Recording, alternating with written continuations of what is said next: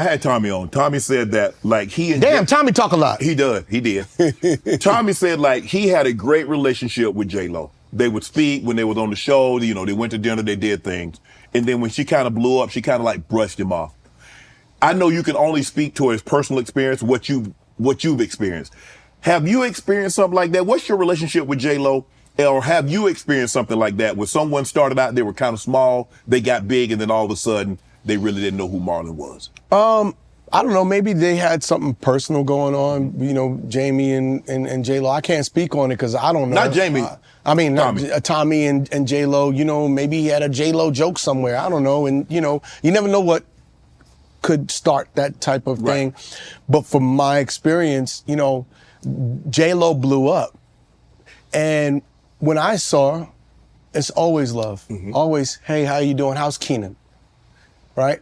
Always been love. She's never been like, oh, I'm above you now. She's never been like that. In fact, my role in Air, you know, she told Ben Affleck, he was like, I need a good actor to do this role, and I want somebody good looking to play George Raveling. She's like, I need this. Right. She said, what about Marlon? He's a great dramatic actor. And so Ben called me and was like, will you do this role in my movie? And it was a great role, and I was like, bet. And J-Lo was the one that was like, yo, you should hit Marlon. So, and then I went on press tours, and I saw her and Ben. We sat at the same table at the Golden Globes, and love, all love, you know what I mean? There's no like, you know, but look, it's hard for everybody to always give you attention, especially when you her. You being pulled this way, you being pulled that way. Everybody, you want the cameras here and the this and that. And so I don't take it personal. I just go, maybe she busy. I'll hit her at another time. But I don't know what her and Tommy went through. I love J-Lo. You understand? Going to a Living Color set. See, everybody credits like Puffy with finding that J-Lo was fine, right? He's Christopher Columbus. I'm Magellan. I knew you that. You already been there. You already knew that. I knew that ass was round, boy. Watch me on the set of Living Color. And back when we doing all the beats, and I'm just looking at her butt like, man, that's a lot of bunkie right there.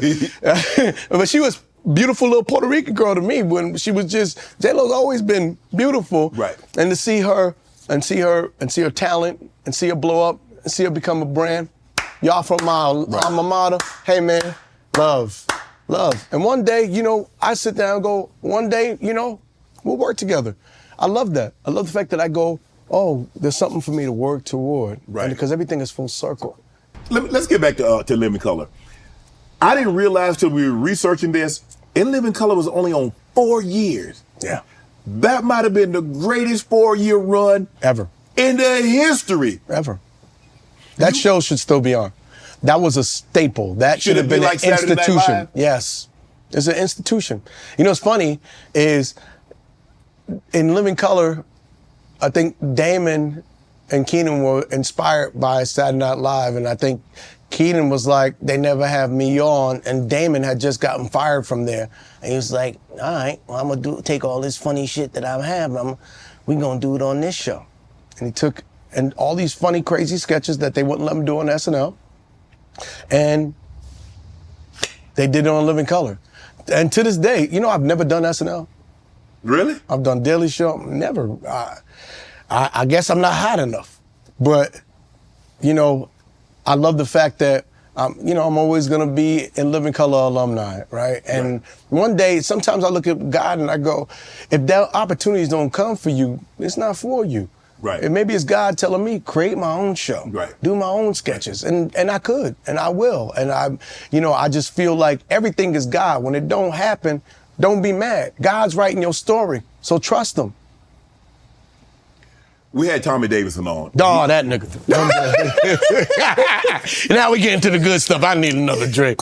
No, he said. Hold on, why you not drinking your own sauce? You got me up in here drinking the evil juice, and you was sitting there watching me. Okay, well, I think you wanted but a little, you know, let's toast. I'm gonna sip this one. To success, man. To success. Go talk.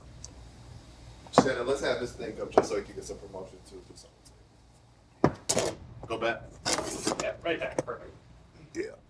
Tommy said. Should we light up a cigar? Hey, I don't think we can smoke in here. It's okay. Damn. All good. Tommy said, and I didn't realize. By the way, love Tommy Davidson. Great. big bro. Like, he, to me, underrated. That boy should have been one of the biggest movie stars in the world. Yeah. Tommy Davidson is brilliant. Let me tell you how dope Keenan is. The fact that your eyes for talent, that you could make and see talent and greatness in all these people you assembled on the cast. Tommy Davidson, Jim Carrey, David Allen Greer, Jamie Foxx, Kim Wayans, Kelly Caulfield, Steve Parks, my brother Sean, me, even the babies, J-Lo. J-Lo was just like a dancer and a singer, and Keenan was like, you should do more. He knew she was special, knew it. J-Lo, Carrie Ann Anaka. If you look at all the writers that made it from In Living Color, and they would complain when he made them work, but just like when we did those 26 drafts, it prepared them for their evolution and their greatness as writers, because this is what you got to do. You got to rewrite. Somebody has to work you, and you may not like it, and you may resent it, but look at how you're eating. Keenan was a visionary. And Damon, that's what taught me the eyes. Damon, the most magical talent, him and my sister Kim. But Damon as a comedian, I used to watch this man go on stage, and the only thing he wanted to do was he'd go up there and he'd be like, and go behind the curtain. I'm doing the invisible comic. Watch as I scratch my nuts. And he's just playing with the audience because he don't care. Right. He's like, I'm gonna use this time to say fuck you to the audience because now I can create without your judgment. It's the reason why Damon don't do stand-up nowadays. He feels people are too judgmental. And he's right. You can't say it no more. I need to speak my mind. Damon could do characters. Damon could do monologues. He'd tell you the joke, then show you the joke. He talked about his pain. Handicap bully came from somewhere. Damon was born with a handicap. He had a club foot. Right. And so he came out with Handyman, which is from something that was painful. He created art. Damon is one of the most brilliant comedians ever. You don't understand, I got to watch this. Right. I watched Jim Carrey like TV. We'd tell him, do Jack Nicholson, he'd do this character, do that character, do Vera DeMarlo. Used to make us laugh. Me and Sean, we'd be peeing ourselves. David Allen Greer, one of the funniest dudes you ever wanted to meet. Kim Wayans, what a special talent. This is why sometime in Hollywood I get a little upset, because there's no way, Kim is like Black Carol Burnett. She's only marginalized by what Hollywood deems they want to make or they feel is a special talent to be celebrated. Kim Wayans is a great writer. She graduated from, with honors, Wesleyan University. She's a brilliant writer, amazing actress. She has a brilliant one-woman show. When I tell you, I came from greatness. I know greatness. I was touched by greatness. Grew up with it. And not in a perverted way. Y'all made fun of that man's foot. Huh? Y'all made fun of Damon's foot. Yeah. Come on, man. The man got a... We call that shit a hockey puck, a golf club. Not even a good one. It's the P. Yeah, it's like a pitching wedge. Or the one, yeah, we made fun of. That's all we do. We talk shit. My whole family, we make fun of each other. That's what we do, but we have a great sense of humor. Right. But more than that, we have a great life. We laugh a lot. We laughing our way through this lifetime. I hope other people do, you know? In Living Color, Tommy said you guys dropped that during halftime of a Super Bowl. Got 20 million views. And then the next thing you know, the Super Bowl of the following year, the NFL dropped Michael Jackson. Yes. What had happened was, Keenan and Eric Gold and those guys came up with the idea to do the halftime show because they had bands, marching bands playing. Yeah. And Keenan they was like, they got with Doritos and I think Pepsi, somebody else, and they was like, we're gonna steal the audience. And Living Color was at its biggest. Yes. And it was like, we gonna take that audience and bring them to In Living Color, and did a special In Living Color halftime show. All the viewers scattered, left the Super Bowl, went to Fox, watched this hilarious live In Living Color episode, Damon got in some trouble. Because he always gonna improv something weird. He said some joke about Carl Lewis. I think to this day, Carl Lewis is still mad. David Allen said, homie, he's gonna long jump into your asshole. Yeah, so we stole the audience. And the next year, They had Mike. they was like, y'all ain't never doing that again. And they paid the biggest star in the world to come do the halftime show. Was that? Do you think that was the beginning of the halftime show as we know it for the NFL? Absolutely. Absolutely. So, hey, man, all you guys make Usher, Dr. Dre, J-Lo, all you people that are doing the halftime show, hope you got a big check. Thank you, Keenan. Thank you, Living Color. Do you think, like, when I look at Saturday Night Live and I look at In Living Color, and you said because Keenan, I think Keenan was on there once, wasn't he? Wasn't he on Saturday Night Live? Oh, nope. No. And Damon, you said Damon was on Damon it. was on. He got in the... And baby, that's why, Damon was bad. That's why when I used to go to school and they immediately put me in detention. I was like, why would you put me? But damn! Because we saw what Damon did. If you're anything like that nigga, then you take that seat. Damon was bad. And, I think on Saturday Night Live, he was bad. Right. He did a character that he wasn't supposed to do. Right. In Mr. Monopoly, I remember the sketch. And we was like, why is Damon doing that character? Because he was tired of not being able to do him. And he got fired for that. Wow. And so I think after that, he was actually allowed to host again. And I think once again, he did something he wasn't supposed to do. Damn, Damon always going to get the grain. Back. Damon crazy, but he brilliant. Sometimes, man, brilliant people, it works for him, Right. man. He's brilliant. I would never put a chain on Damon. You let Damon be free. Damon is a magical, a unicorn, man. He's so talented, so funny. His instincts are great. Love my brother, man. He taught me the stage. He taught me not to be afraid of that stage. Jim Carrey played your brother, the oldest brother, Keenan. I think the greatest compliment that anybody can pay. Yeah. He said, I wouldn't be successful without your brother. Yeah. I wouldn't be successful without my brother either. I think a lot of us wouldn't be successful without my brother. I think my brother, it's different for me. I was nurtured. So I still think because I had their guidance Right. and their nurturing, I was going to make it regardless. Right. Believe me. You had been around them enough, he and Damon, and been in that family enough. Yeah. You was going to go out there, you was going to carve your own way. Yeah. But Jim needed this opportunity in Living Color. When you're watching and Jim... you credit not just Keenan, you got to credit Damon. Damon, okay. Because Damon did Earth Girls Are Easy with Jim Carrey, and they were friends. Okay. And Damon was like, yo, Keenan. Damon was Keenan's right-hand man. Okay. That's his lieutenant on Living Color. Okay. That was his right-hand man. Okay. Damon and then Kim. Kim was a soldier in that room, always writing her sketches. Everything Kim did, for the most part, she wrote and created. So you got Keenan was like, he's like, you got to trust me. This white boy is funny. He's like silly putty. He twists himself up. He could suck his own dick if he tried. This white boy crazy. And Keenan was like, okay, let me see him. And then Jim went, and he had Hollywood didn't want him no more because he did this thing called Duck Soup that bombed. Mm-hmm. Or Duck Factory, and it bombed. And so they were cold on him, so the network didn't want him. And then Keenan saw Jim in the audition that Damon brought him to, and Damon was bigging him up. Keenan was like, he's hilarious. And then from there, he put him on, and he let Jim buck wild. And Living Color was a playground. Yeah. Keenan always said, don't just do what's on the script. He made us all writers. Have something in your back pocket, because when we do second take and third take, don't do the same thing. The audience can only hear the joke one time, and it's going to get diminishing returns, so they want to hear something different. And so that's what we did.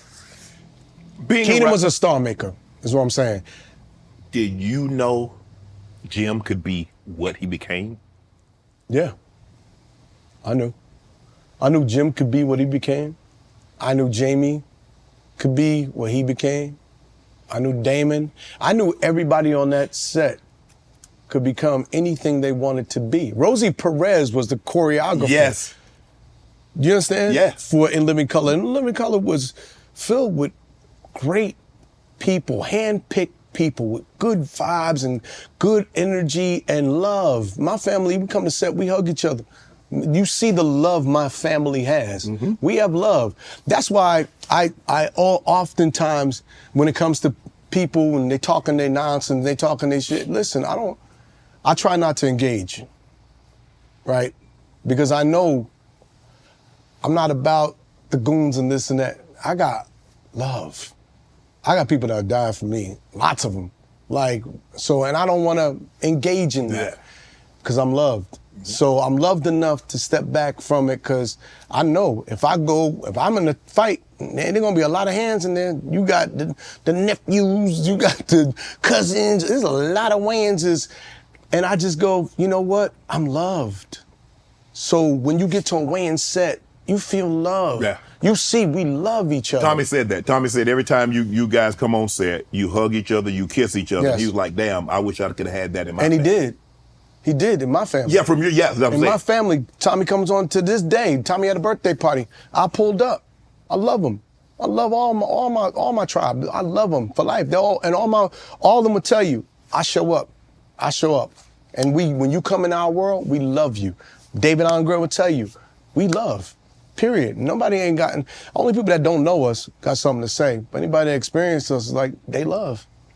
I'm at Howard University in Living Colors on the air. I'm in Living Colors, brother, at a black university. Sunday comes, everybody stops what they doing. We run like roaches. We run to our thing. Everybody in front of the TV. And watch that TV. And then when it's done, came out laughing and we talk about it. And those was so much so that the professors sometime at Howard, this is why I left. Well, there's a lot of stress. You know, they be teaching all these classes and be like, you know, let's talk about minstrels and buffoonery. It live in color. Is it a modern day minstrel? You gonna put this, is it Marlon? And I'm like, you put me on blast, and I'm in school, and I'm like, then after class, brother wanna hand me a script. Here, can you get that to Keenan for me? Oh, he done tried to clown you in front of the class. Then give me a script. You don't get your ass out of here. That's the why you left? I read your GPA wasn't that up the No, first, let me take a shot. I'll keep it real here. We gonna talk about some hard questions, you know. Let me get a shot of this. I will tell you, my GPA, I was very smart until I got to college. And it wasn't that I wasn't smart. It's just that I didn't apply myself. My first semester, I got a 1.6 in classes. 1.6. But I had a 3.8 in partying, right? I could party my ass off. I learned how much to drink, how many hits of the weed before it made me dizzy with the combination. You know what I mean? Who was gonna give me some, who wasn't? I remember I brought that grade home, and Keenan was paying for my college. And he said, all right, well, you ain't gonna mess up my money. You pay for your own college now. I said, what? I started sweating. I was like, oh shit, I gotta pay for my own college. And so from then on, I pulled in 3.6s because it was my money. Right. I wasn't gonna mess that money up. Yeah. And the reason why I left wasn't because, first of all, my brother hated the fact that I went to college. They was like, come join the family business. Come join the family business. We have a Living Color on the air. My brother Sean was like, yo, let's do our sketches, let's do this. I was like, I said, no. I said, no. I said, I love you, but I gotta be me. If I do it y'all way, I can't be me. You know how hard it is to come after Keenan and Ivory Wayans, Damon Wayans, Kim Wayans, Sean Wayans, and then Marlon. And the only thing that I had was my own life experience. I had to do my thing differently. So I wanted to go to Howard to learn to be a man outside of my brothers, to be my own. For me, it was like Michael from The Godfather going to the army. I know there's a purpose for why I'm going to do this, but I need to go do this for me. And I remember I wrote my brother Sean like a 10-page letter. And I was so sad because I knew what we were supposed to do, but I knew he thought I was going back for a girl, and I was like, no, I'm going back to get Marlon. And so I went back, I got a 3.6 GPA. I did some film projects, and I was like, all right. Then I got more money. And people think I was gifted more money. I wasn't. I wasn't even on the list. Right. Damon wanted Kadeem Hardison. Right. Now, mind you, I'm auditioning for stuff. I'm getting movies and turning them down. I got like 5 movies, turning them down to go back to school. Then that More Money audition came, and Damon was like, look, nigga, I don't want you. I mean, you could work, but I ain't gonna get your hopes up high and have you committing suicide when you don't get this part. He said, I want Kadeem Hardison, but Kadeem, he's doing a different world, and I ain't got different world money. And then, so there's this kid, Claude Brooks. He got little ears, but he looks like me. He got pretzel ears, but he looks like me, and the studio likes him. So if you gonna come in, you better come with that thunder. And he said, no, I don't want you to worry about making these white boys laugh. Don't worry about the studio. You worry about making this nigga laugh, because I don't find nothing funny. And I knew what that meant. In order to make Damon laugh, he wrote his words. Mm-hmm. Damon wanted me to bring the writer out. So I had to sit there and punch up what he wrote. And if you look at my script for More Money, I had all these different notes, never the black, always the red, never the black. I came up with all these improvs. I barely did anything on the script. And when and Omar was on there, Omar Epps, my best friend to this day, came on the audition with me. He's like, you got this. He's like, I don't even know why the fuck I auditioned. He's like, this is yours. I went in that audition, I blazed it. And Dane was like, he never gives you credit. He goes, I said, was it funny? He goes, you made the white boys laugh. And you got the part. And I was like, oh shit. And that's when I left Howard, because I was like, I'm on my way to do what I love to do for a living, and I'm making money doing it. And that's when I was like, fuck your school. In the beginning, did people feel that you got roles or Sean got roles or anybody in the family got roles because of your big brother? Till this day. And I laugh. They still don't want to give you credit for what the work that you put in. No, they just, haters gonna hate. Haters is gonna hate. Hate is a business. It's a big business in hate. You can hate, but you can't discredit my accolades. You don't know my journey. You don't know, I wasn't just some dude that got put into stuff.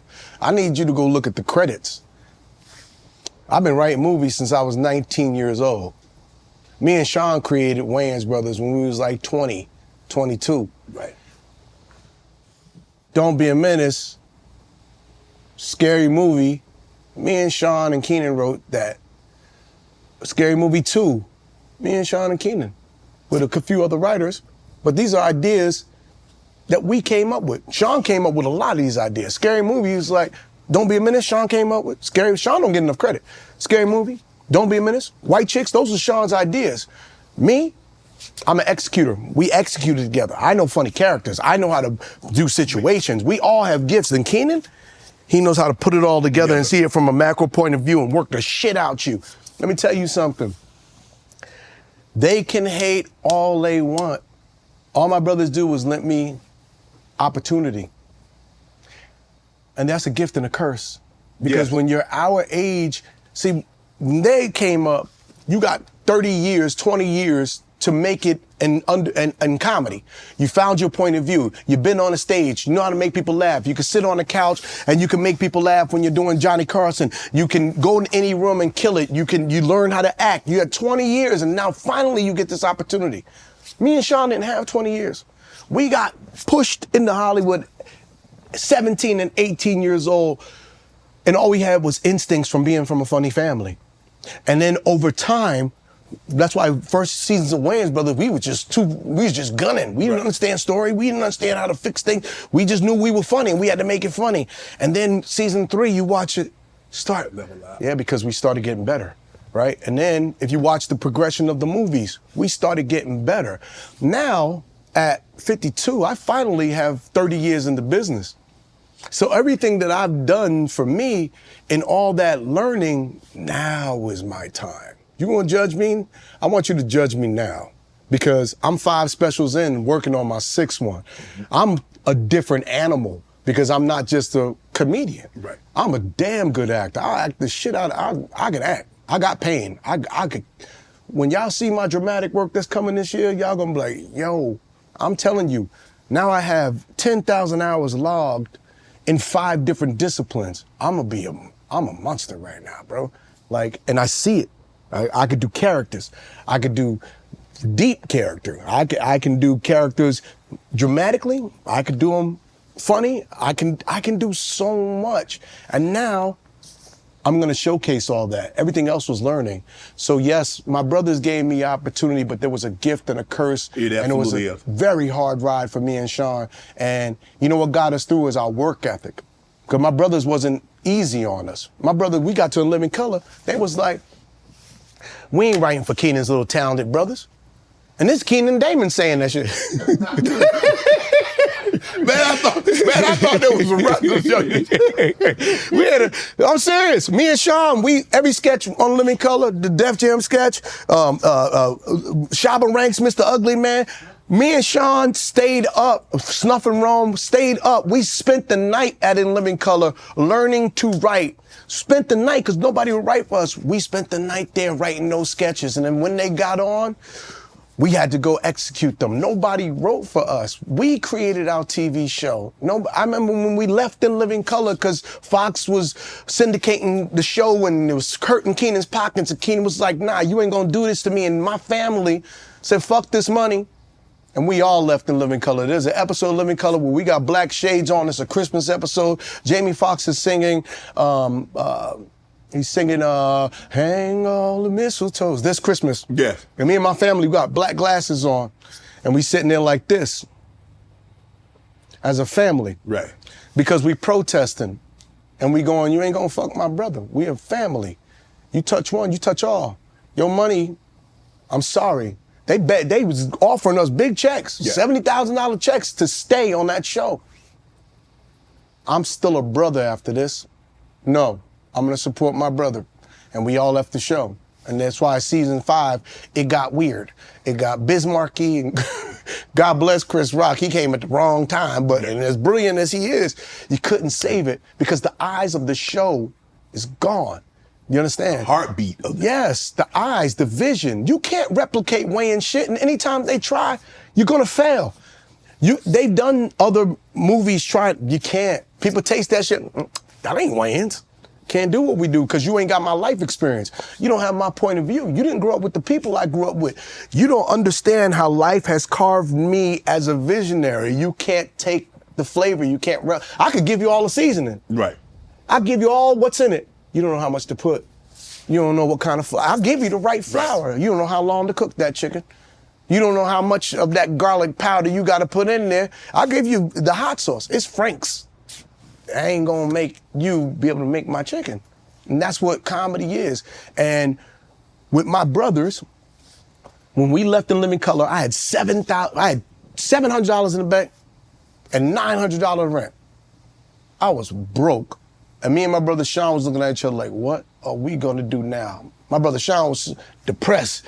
He would sit in the room with lights out and he played Christmas music because whenever you get upset, because Christmas is a happy time, Right. when we get upset and they play that Christmas music, and I would come down with them. We always had a bottle of Diet Pepsi, and when they had the 120-ounce of Diet Pepsi, and I would sit there like we did at Living Color, and he had a brand new computer, and I was sitting there working on Wayans Brothers. And then one day he came out the room in his robe, and he said, "What you doing, stupid?" I said, "I'm working on a TV show."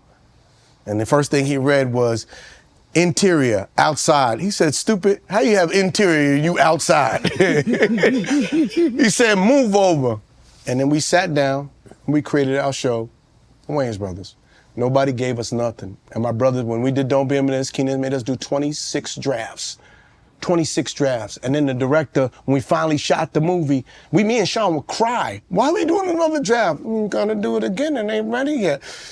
Then the director didn't get comedy, messed the movie up. We screened the movie, it got terrible ratings. Miramax was like, "What are we gonna do?" Keenan's like, "I can fix it. I need $1 million and I need 10 days of shooting." Bet. Keenan said, "Okay, I got the budget. I know what to do. Now you guys gotta write a movie." "What do you mean?" "I'm gonna write a whole new movie. You fucked this one up."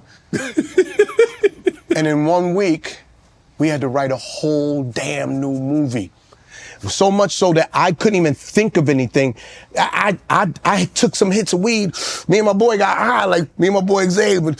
I passed him the weed, and he took it, he coughed, and he threw up. Damn. And fell on the floor.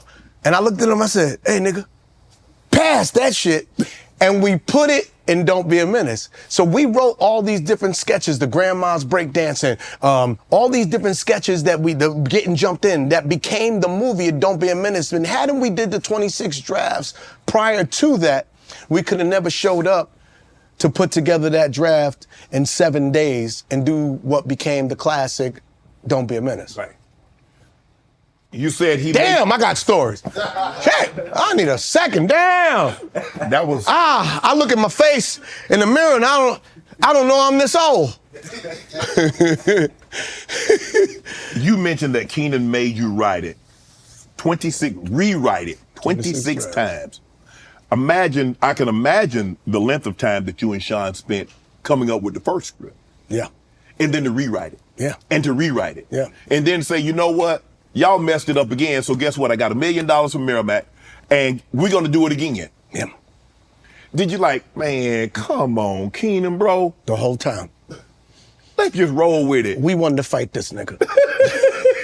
I was like, Sean, you get the legs. I'll kick him in the chest. We was so mad. But you look back and you go, oh, I see why Yoda made us do those things. Mm-hmm. And now we're Jedis. Mm-hmm. Now I know how to do it. Now I know I sit there and I talk, me and Robert Townsend, we have talks, and Robert's like, damn, little bro, you really on your, yeah. And he's like, I'm so proud of you. And to hear that, from my brother Keenan, like, I'm proud of you, you're doing great work. I worked my whole lifetime to be able to hear, I'm proud of you, you're doing great work. My brothers they don't pass our compliments. No, they don't laugh. I go, how'd you like it? I put it on, and when something funny happens, they go, that's funny. Damon just goes,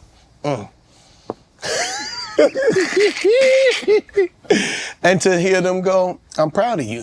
When he watched God Loves Me, Damon said, Ugly, you did something different. You took one topic and you went in for a whole hour. He said, I don't think a lot of niggas is special, but that was special. He said, that made me, you inspired me. I was like, wow. And that's how I knew I was on to something. Keenan was like, Damon said your special was brilliant. I watched it, and he was right. He said, good job, beautiful work. And so I know I'm doing the right thing, and it's not an accident. I've been trained in ways that they don't even know. Right. Y'all, I could tell you story after story. This is 33 years of cooking. I'm telling you, this next level was we going for the shiny things. Yeah, they gonna see it.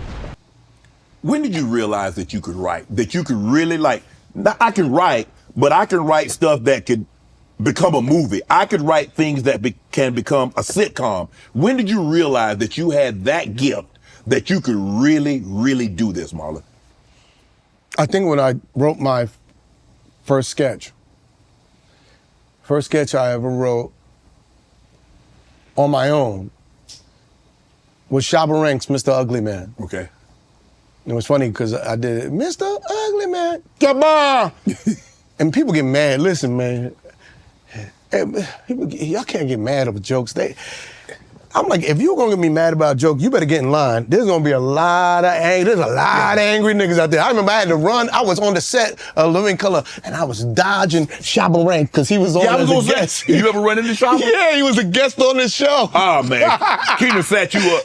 He sure did, boy. He set you up. And when I met him, I said, well, what am I doing for now? Because when you do it to their face, mockery is the greatest form of flattery. Right. But doing my first sketch was like, okay, I can do this. Right. And then when we went through those 26 drafts, when we did Don't Be a Menace, I could do this. Then when we did Scary Movie, and we had to go do those 19 drafts. Now, for me, my specials now, my stand-up, I don't even write it down no more. Really? I'm like Jay-Z in the booth. I remember everything, I write it in front of the audience. Right. So I don't sit at home and go, this was funny. I go up with a concept and I go, all right, I'm gonna work this out right here in front of the audience and see where it takes me. And there's gonna be some quiet moments, but I'm gonna do that. And I started doing that when I did God Loves Me, which was all about the Will Smith, Chris Rock slap. Right. And I wrote the whole thing in my head in 3 months. And I didn't tour it for long. I toured it maybe 3-4 months, and then I filmed the special. And then after that, I was like, oh, wow. I'm in the Matrix. I just ate the red pill. I'm in the Matrix. Things is moving slowly. Like I see all these numbers, and I can put all these numbers together and create these formulas. Right. And now, good grief, same thing. I don't write it down. This new one that I'm working on, I'm on tour. Make sure you catch my tour, the Wild Child Tour, coming to a city near you this fall. You're gonna see. I'm not just up there telling jokes. I'm up there telling great stories. And it's like watching a movie, because you got all these different characters and this hero that's going through this thing to get an elixir, and all along the way, it's just joke, joke, joke, joke, bah, bah, bah, bah, relentless. And then there's a little bit of heart, and then there's some spirit. I want you to come down and check me out. I wouldn't say I'm in a special place until I've really felt that. I've always been a humble man. Right. I've always been humble because I've been raised. I know what greatness is. Yes. I'm starting to see mine. Wow. You get to a point in your excellence through your work ethic, and you go, oh no, I know what I'm doing. Want to join Club Shay Shay? Become an official member by hitting that subscribe button, where you never know who's going to be joining us for drinks and conversation. Don't be late to the party, because you know we like to do something before two something.